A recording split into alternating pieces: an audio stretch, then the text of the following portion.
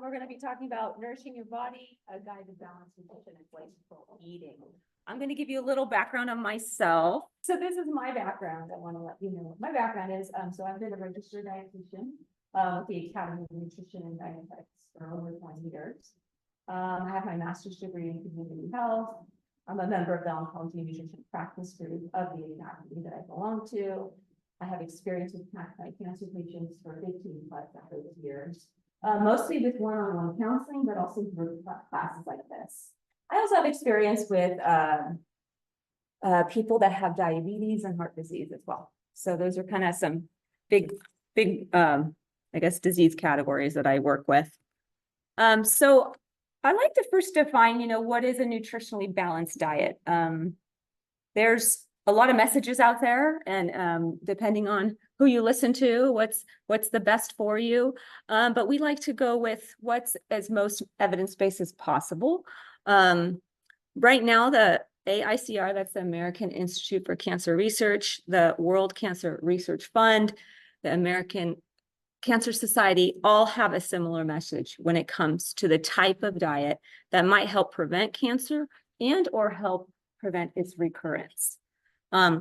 And this is, I spelled it all here, and we're going to dive into each one of these different things. The first thing is that we try to eat as minimally processed as we can. We'll talk about that. Predominantly plant-based, rich in naturally occurring fiber, such as beans, legumes, nuts, and whole grains. A diet that's limited in alcohol, lower in red or processed meats, and lower in full-fat dairy products, lower in sugar-sweetened foods and drinks, and low in refined grains. So let's go through each one of those and dive a little deeper on what they mean. So first, let's talk about why is it even important? So eating in this way. Like I said, there is research around it as far as trying in an effort to try to prevent cancers, and not even just cancer, but also a lot of other chronic diseases, the other few that I mentioned that of people that I work with. But this type of eating pattern helps support recovery for rebuilding and strength. It can help boost an immune system, may help achieve and maintain a healthy weight. It can also have more favorable effect on blood sugars and insulin response, which you might not be thinking about or anything like that, or maybe you are, and generally helps someone feel good, and research supports its use in reducing the risk of various cancers. So let's define what is minimally processed. So something that's unprocessed or minimally processed, those include the natural, or well, I should say unprocessed foods, include the natural edible food parts of plants and animals. And then the minimally processed foods, those have been slightly altered so that they can be more easily stored, prepared, or eaten. This processing level does not substantially change the nutritional content of the food. Examples of minimally processed food includes things like cleaning, removing the inedible or unwanted parts of a plant or animal, grinding, refrigeration, pasteurization, fermentation, freezing, and vacuum packaging. These are all different examples of a minimally processed food. And this allows the food to be preserved for more time and remain safe to eat. Many fruits, vegetables, or fresh fruits, vegetables, whole grains, nuts, meats, plain yogurt with no added sugar or artificial sweeteners, fresh and dried pastas, tea, coffee, and milk all fall into this minimally processed food category. So let's look at the continuum of what's considered unprocessed all the way to what's ultra processed, and we'll talk a little bit about that. So this example kind of teaches us, okay, an unprocessed food is like a whole apple. We know that, right? So as we process the apple, you can see the progression of what happens to an apple, what our food industry can do to our apple, right? It takes our whole apple, it can minimally process it. So let's say you go to the store, that section of the store that has the fresh produce already pre-cut for you. Yeah, we're going to call that minimally processed. That's good, that's fine. It's prepackaged apple slices, no additives, okay? The next step over a little bit more processed you would consider is something like unsweetened applesauce made with apples, water, and ascorbic acid. So the ascorbic acid is there really to prevent the browning of the apple. Then you kind of jump over to something called an ultra processed food. So we took this whole apple and we got to here, and now we have a sweetened applesauce that contains the prior ingredients, so all these, plus high fructose corn syrup. So they've sweetened the natural apple, right? So we're gonna call that an ultra processed food. And then we go even further over here, we took this whole apple, and we got all the way to here, and this is our ultra processed food that has lower nutritional value. Apple juice drink made with high fructose corn syrup and added coloring. So we can see how,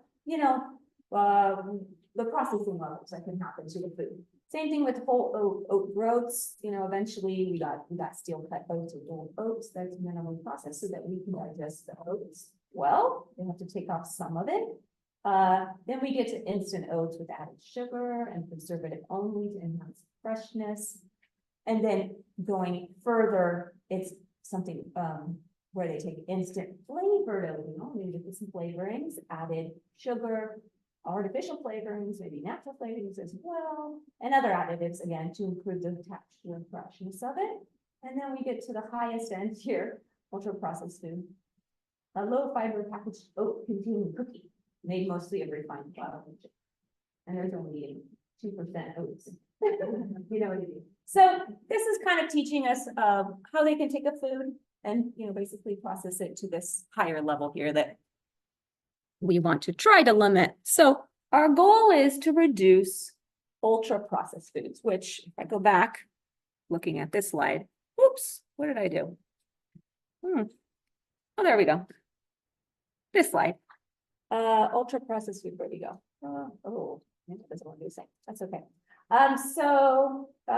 What we're trying to avoid is, again, that ultra processed food category, which is like the sweetened applesauce that contains the water, ascorbic acid, etc., and extra sugar, or the instant flavored oatmeal with added sugar, artificial sweeteners, flavorings, and other additives. So that's kind of the category we're going to try to reduce. So the goal is to reduce this type of food. And there was a recent study in The Lancet, it was in 2023 actually. It looked at the consumption of ultra processed foods and cancer risk and cancer mortality. And it indicated that replacing just 10% of ultra processed foods with the same amount of minimally processed foods is associated with reduced risks of certain things. One of them, overall cancer, head and neck cancers, esophageal type of cancers, colorectal cancer, hepatocellular carcinoma, postmenopausal breast cancer. So this is something that is in the research that we want to, pay attention to. The other point of a nutritionally balanced diet is to eat predominantly plant-based. So what does that mean? I get a lot of questions around that. It doesn't mean you can't eat meat or animal products. I'll say that right at the bat.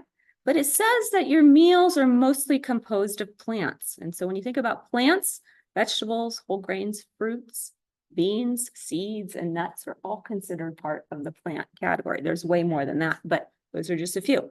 This little picture down here, is my thing working? No.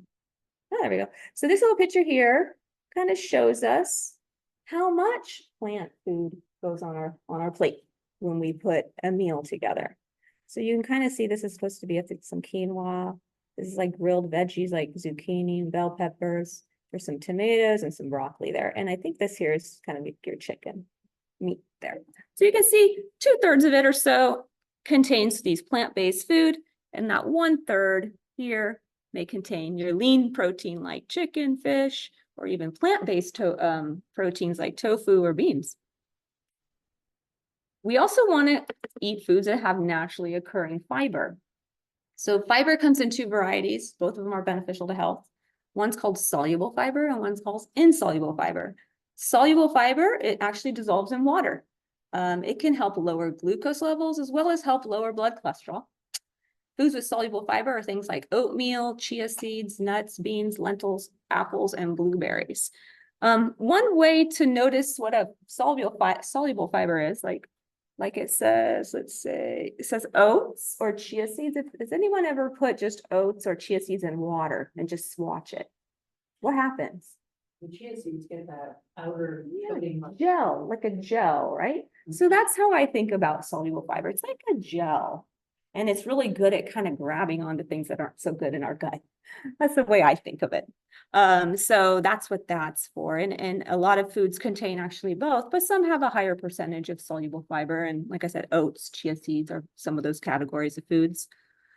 Insoluble fiber, which does not dissolve in water, can help move food through your digestive system, promoting regularity and helping prevent constipation. So when you think about insoluble fiber, you think of foods like that are whole wheat, especially wheat bran, foods like quinoa that we're going to demonstrate today, brown rice, legumes, leafy grains like kale, almonds, walnuts, seeds, and fruits with edible skins like pears, apples. The skins on those has a higher percentage of that insoluble fiber. So you want to aim to eat about 25 to 35 grams daily of these naturally occurring fibers. And you want to be a little careful not to depend on fiber supplements in pill form to get the most benefit. Now, if you're using them for maybe a digestive reason, if you already are hitting these marks with your diet and you still need to use that, sure, there's different reasons for needing to do that. But my point here is just not to depend on them as a way of helping with cancer prevention within your diet, let's say. So let's define what a refined grain is. That's another question that comes up a lot. So refined grains have been milled. This picture isn't that good. It's a little blurry, but I liked it because it was a nice description here. So refined grains have been milled, a process that removes the bran and the germ. And this is done to give grains a finer texture and improve their shelf life. So here, a whole grain here would contain the bran. And this is the fiber-filled outer layer that has a lot of B vitamins and minerals. The center here is the endosperm. That's kind of what's left over in a refined grain. If you notice in our country, a lot of refined grains, they add back some B vitamins, if you notice. Folic acid, vitamins, right? They do that because it was in the bran and it got taken away. And it's in a product now that's more refined. And like I said, it helps, it maintains on the shelf longer. And so it's kind of just part of our food supply, but just knowing partially why they did it is because it's missing what it used to have in the whole grain version of it. So the endosperm is the starchy carbohydrate middle layer with some protein and vitamins. So it does have, in the refined form does have some. The germ is also removed in this refining process. Again, this is where more nutrients lie. Some more B vitamins, vitamin E, something called phytochemicals, and actually some healthy fats. And so these things are removed, and that's now we have a more refined grain. And what's recommended is to eat a little less of these and a little more of these throughout your day. It doesn't mean you can't eat refined grains ever, but that you choose some or even half of your grains through the day to be whole grain types, so that you get all these benefits that you should get. So limited in alcohol. So the AICR and the ACS recommend limiting alcohol, and really it's best not to drink alcohol really for cancer prevention. For people who do drink, amount should be limited to no more than 1 standard drink for women and no more than 2